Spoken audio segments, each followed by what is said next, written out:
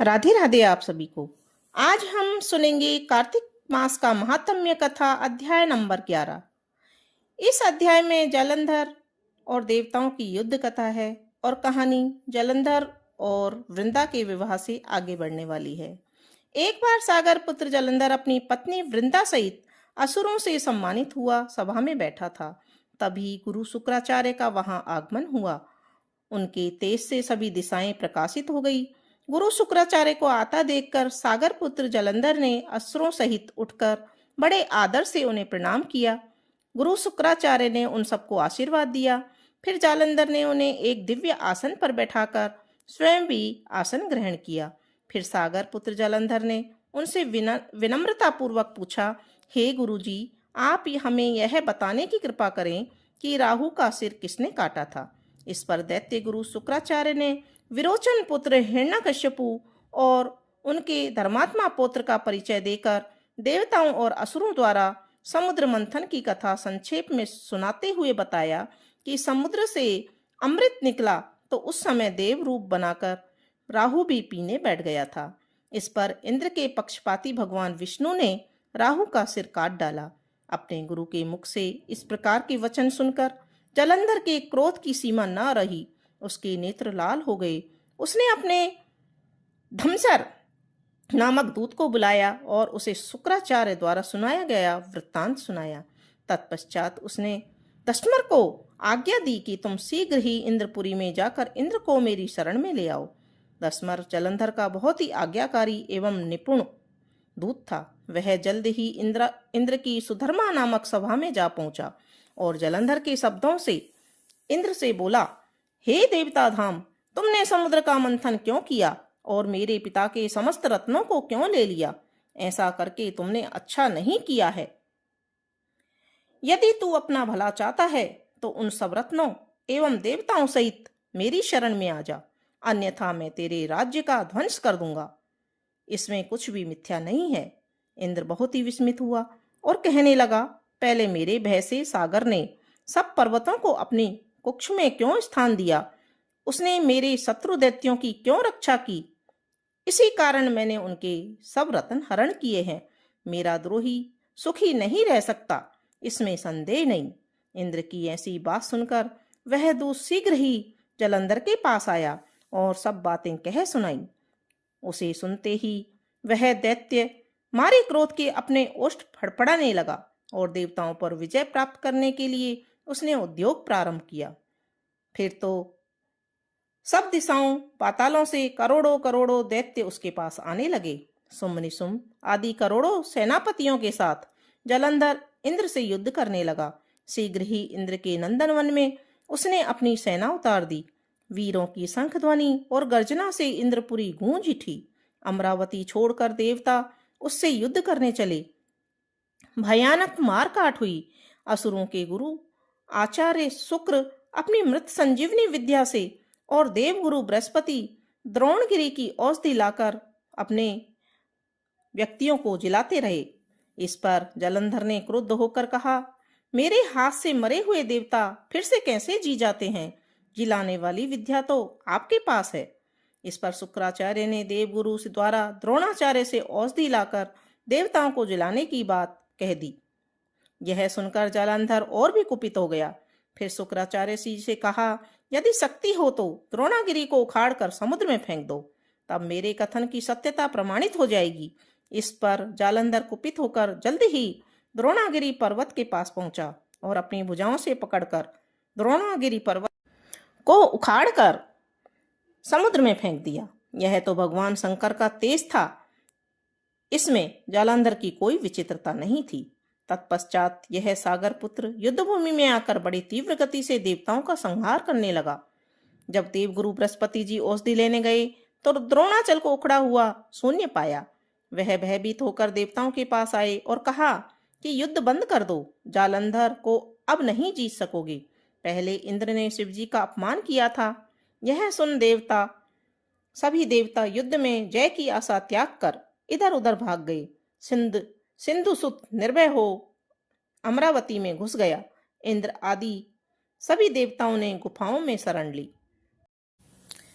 राधे राधे आप सभी को। आज हम सुनेंगे कार्तिक मास महात्म्य कथा का अध्याय नंबर 12। नारद जी ने कहा, तब इंद्रादिक देवता वहां से भय कंपित होकर भागते भागते बैकुंठ में विष्णु जी के पास पहुंचे। देवताओं ने अपनी रक्षा के लिए उनसे स्तुति की। देवताओं की उस दीन वाणी को सुनकर करुणा सागर भगवान विष्णु ने उनसे कहा कि हे देवताओं, तुम भय को त्याग दो। मैं युद्ध में शीघ्र ही जालंधर को देखूंगा। ऐसा कहते ही भगवान गरुड़ पर जा बैठे। तब समुद्र तनया लक्ष्मी जी ने कहा कि हे नाथ, यदि मैं सर्वदा आपकी प्रिया और भक्ता हूं तो आप मेरा भाई आप द्वारा युद्ध में नहीं मारा जाना चाहिए। इस पर विष्णु जी ने कहा, अच्छा, यदि तुम्हारी ऐसी ही प्रीति है तो उसे मैं अपने हाथों से नहीं मारूंगा, परंतु युद्ध में अवश्य जाऊंगा, क्योंकि देवताओं ने मेरी बड़ी स्तुति की है। ऐसा कहकर भगवान विष्णु युद्ध के उस स्थान पर पहुंचे जहां जालंधर विद्यमान था। जालंधर और विष्णु का घोर युद्ध हुआ। विष्णु के तेज से कंपित देवता सिंहनाद करने लगे। फिर तो अरुण के अनुज गरुड़ के पंखों की प्रबल वायु से पीड़ित हो दैत्य इस प्रकार घूमने लगे जैसे आंधी से बादल आकाश में घूमते हैं। तब अपने वीर दैत्यों को पीड़ित होते देखकर जालंधर ने क्रुद्ध होकर विष्णु जी को उद्वत वचन कहकर उन पर कठोर आक्रमण कर दिया। राधे राधे फिर से आप सभी को। आज हम सुनेंगे कार्तिक मास महात्म्य कथा का अध्याय नंबर 13।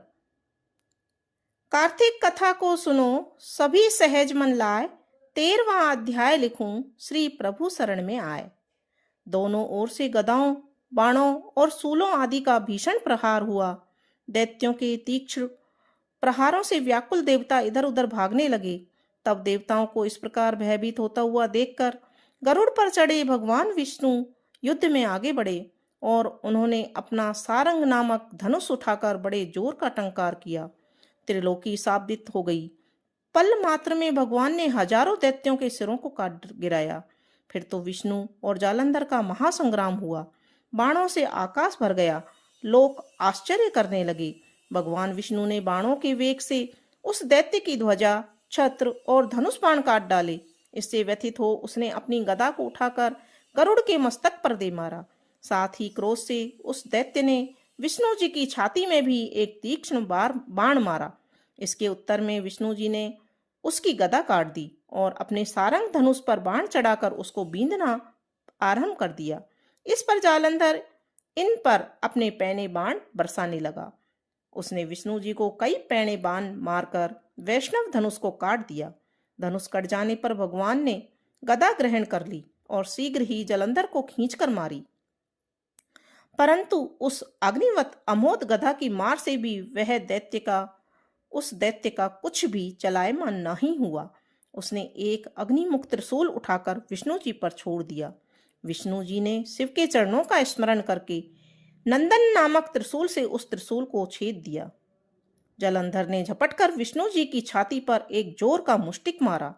उसके उत्तर में भगवान विष्णु जी ने भी उसकी छाती पर अपनी एक मुष्टि का प्रहार किया। फिर दोनों घुटने टेक बाहुओं और मुष्टिकों से बाहु युद्ध करने लगे। कितनी ही देर तक भगवान उसके साथ युद्ध करते रहे। तब सर्वश्रेष्ठ मायावी भगवान उस दैत्यराज से मेघवाणी में बोले, हे रण दुर्मद दैत्य श्रेष्ठ, तू धन्य है जो इस महायुद्ध में इन बड़े बड़े आयुधों से भी भयभीत नहीं हुआ। तेरे इस युद्ध से मैं प्रसन्न हूं। तू चाहे जो वर मांग। मायावी विष्णु की ऐसी वाणी सुनकर जालंधर ने कहा, हे भावुक, यदि आप मुझ पर प्रसन्न हैं तो यह वर दीजिए कि आप मेरी बहन तथा अपने सारे कुटुंबियों सहित मेरे घर पर निवास करें। नारद जी बोले, उसके ऐसे वचन सुनकर विष्णु जी को खेद तो हुआ, किंतु उसी क्षण देवेश ने तथास्तु कह दिया। अब विष्णु जी सब देवताओं के साथ जालंधरपुर में आकर निवास करने लगे। जालंधर अपनी बहन लक्ष्मी और देवताओं सहित विष्णु को वहां पाकर बड़ा प्रसन्न हुआ।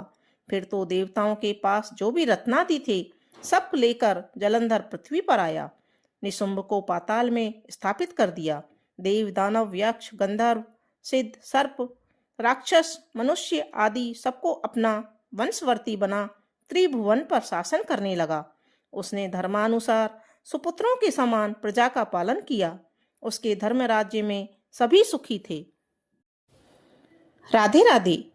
आज हम सुनेंगे कार्तिक मास मातम्य कथा का अध्याय नंबर 14। कार्तिक मास का आज लिखूं 14वां अध्याय। श्री हरि कृपा करें, श्रद्धा प्रेम बढ़ाए। तब उसको इस प्रकार धर्म पूर्वक राज्य करते हुए देख 6 देवता क्षुब्ध हो गए। उन्होंने देवाधिदेव शंकर का मन ही मन स्मरण करना आरंभ किया। तब भक्तों की कामना पूर्ण करने वाले शंकर जी ने नारद जी को बुलाकर देव कार्य की इच्छा से उनको वहां भेजा। शंभु भक्त नारद शिव की आज्ञा से देवपुरी में गए।